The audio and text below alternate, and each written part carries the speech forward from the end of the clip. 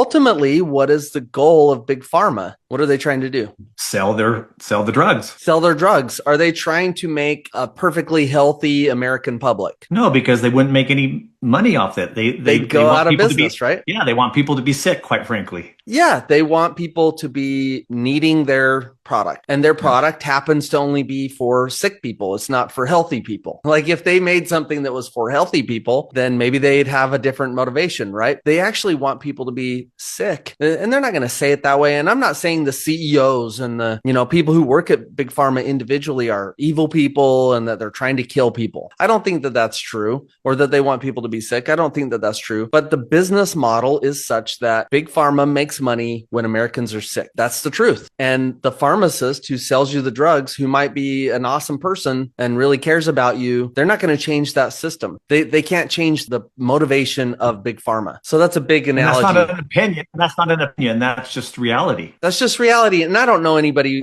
that would argue that fact. They may say, yeah, big pharma's out there to try and give you medications to help you overcome cancer or to cure your headache or your whatever, right? And I think that that's true, but ultimately, if everybody was healthy, nobody would need medication. And so that's not the goal. So how does that apply to traditional planning? There are obviously financial institutions out there, large financial institutions. We may talk about the central banking system, or we may talk about brokerage firms on Wall Street that manage trillions of dollars or multi-billions of dollars, or life insurance companies or banks that have millions and trillions of dollars combined. Some of these financial institutions have GDP that's bigger than like most of the countries in the world. So what's the intent of the financial industry? Are they in the back room trying to figure out how to make individual people in America financially free? Is that their goal? Is that what they're kind of conspiring to do to help us? Or is it more likely that they're in the back room trying to figure out how to get more of my money and hold on to it longer? Which one do you believe is actually the case? And do the results that exist support what you believe?